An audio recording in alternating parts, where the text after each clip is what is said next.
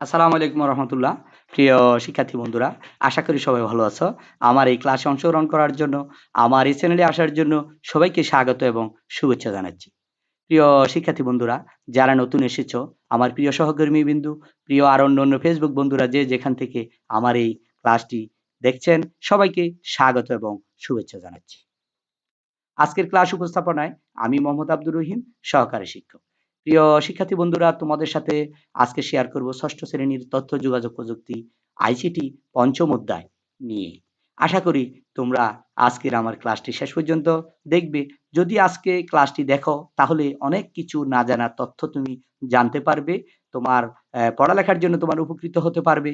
যদি ক্লাসগুলো তোমাদের ভালো লেগে থাকে, যদি ভালো করে তুমি বুঝো, তাহলে অবশ্যই তুমি আমার এই ক্লাসটিতে সাবস্ক্রাইব করে দিবে, লাইক দিবে, কমেন্টস করবে, আমাকে উৎসাহিত করবে। প্রিয় শিক্ষার্থী বন্ধুরা, এবার আসি। ক্লাসটি বেশি বড় হবে না, যতটুকুই পারি ছোট করে করার জন্য তোমরা আশা করি দেখবে। এখানে আমরা দুটি ছবি দেখতে পাচ্ছি। একটা ছবিতে এটা কি করছে মনে হচ্ছে কি যেন খুঁজতেছে।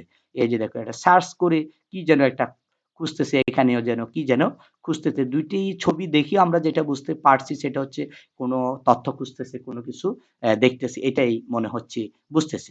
প্রিয় শিক্ষার্থী বন্ধুরা, দেখো, তাহলে আজকের পাঠ হচ্ছে সার্চ ইঞ্জিন। খুবই গুরুত্বপূর্ণ একটি প্রশ্ন।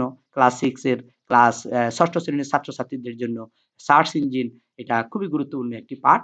যদি ভালো করে তোমরা দেখো তাহলে অবশ্যই অনেক কিছু তোমরা জানতে পারবে। প্রিয় শিক্ষার্থী বন্ধুরা, আজকের এই পাঠে তোমাদেরকে ৩টি বিষয়ের উপরে আলোচনা করব। ৩টি বিষয় তোমাদেরকে জানানোর চেষ্টা করব। আশা করি তোমরা বুঝতে পারবে। প্রথমে আসি আমরা সার্চ ইঞ্জিন কি।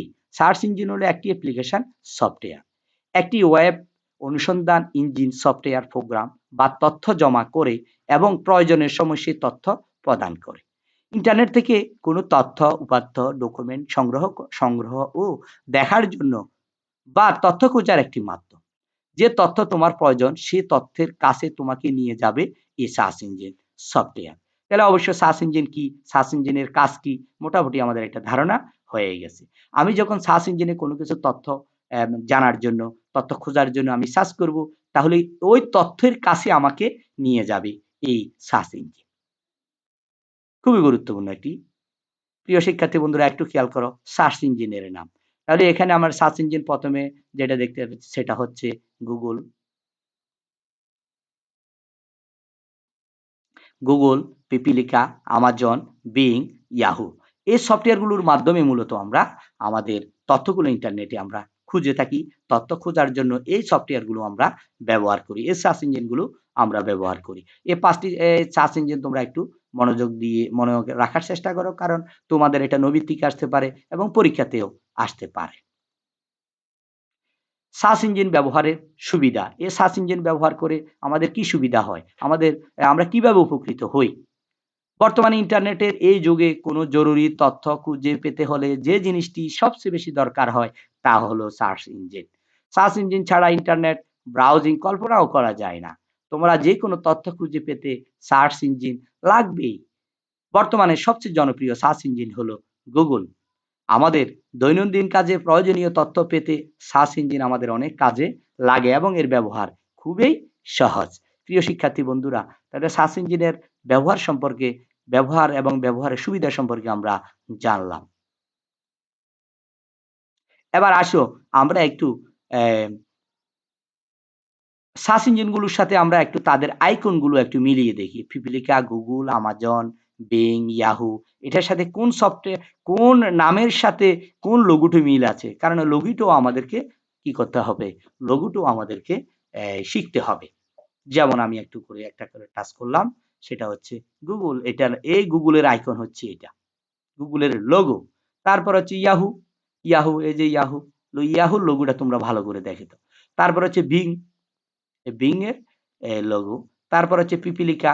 পিপিলিকা একটা সফটওয়্যার যেটা বাংলাদেশের একটি সার্চ ইঞ্জিন, যেটাকে বাংলায় যেকোনো তথ্য খোঁজার জন্য বা বাংলায় যেকোনো তথ্য খুঁজে বের করার জন্য এই পিপিলিকা সফটওয়্যারটি পিপিলিকা সার্চ ইঞ্জিনে ব্যবহার করা যায়। তারপরে অ্যামাজন। তাহলে অবশ্যই আমরা এটা শিখে ফেলছি প্রিয় শিক্ষার্থী বন্ধুরা। এখন তোমাদেরকে প্রশ্ন করি, গুগল, এই যে গুগল, গুগল সার্চ ইঞ্জিনের ৩টি সুবিধা লিখো। গুগল সার্চ ইঞ্জিনের মাধ্যমে আমরা কি, কি সুবিধা পেতে পারি, কি, কি সুবিধা আমরা পাই, এই সুবিধাটি তোমরা ৩টি সুবিধা চটপট করে তোমাদের আজকের ক্লাসের কমেন্টস বক্সে জানিয়ে দাও প্রিয় শিক্ষার্থী বন্ধুরা। এবার আসো আমরা এখানে একটু মূল্যায়ন করি, যেটা হচ্ছে প্রথমে মূল্যায়ন করি আমরা গুগল, সরি এখানে দেখো যদি আমরা এটাতে টাচ করি, এই যে পিপি লেখা, তারপর হচ্ছে গুগলে যদি টাচ করি, এই যে গুগল সফটওয়্যারটি, গুগলের যে লোগোটা ওটাতে লাল একটা তারা দিচ্ছি। তারপর অ্যামাজন, আমাজন, এই যে আমাজনটা এখানে শো করতেছে। তারপর হচ্ছে বিং, এই যে বিং সফটওয়্যার এখানে শো করতেছে। তারপরে ইয়াহু, ইয়াহু হচ্ছে ইয়াহুর সাথে করেছে। এটা করলাম এই জন্য যে যাতে তোমরা নামের সাথে লঘুগুলো যাতে তোমরা দিতে পারো। এই জন্য, কারণ অনেক সময় নৈবিত্তিকের ভিতরে লঘু একটা দিয়ে দেওয়া হবে, তখন বলবো যে এটা কি বলো, তাহলে অবশ্যই তোমরা লঘু দেখেই বলতে পারবা। প্রিয় শিক্ষার্থী বন্ধুরা, ক্লাস বলেছি একেবারে শর্ট করে আলোচনা করব, এই শর্ট করে আলোচনা করেছি। এখন তোমাদেরকে একটা বাড়ির কাজ দিচ্ছি, 5টি সার্চ ইঞ্জিনের 5টি সুবিধা লিখে আনবে। আমরা 5টি সার্চ ইঞ্জিন নিয়ে আলোচনা করেছি, আশা করি তোমরা বুঝতে পেরেছ এবং তোমাদের ইতিমধ্যে মুখস্থ হয়েও গেছে। যাক, যদি ভিডিওটি তোমাদের ভালো লেগে থাকে, তোমরা যদি ভিডিও থেকে যদি কিছুটা উপকৃত হতে পারো, তাহলে অবশ্যই সাবস্ক্রাইব করে দিবে, লাইক এবং কমেন্টস করে আমাকে উৎসাহিত করবে। ধন্যবাদ সবাইকে, সবাই ভালো থাকবে। আরেকটি ক্লাস দেখার জন্য তোমাদের আহ্বান জেনে আজকে ক্লাস শেষ করলাম। ধন্যবাদ সবাইকে। আসসালামু আলাইকুম ওয়া রাহমাতুল্লাহ।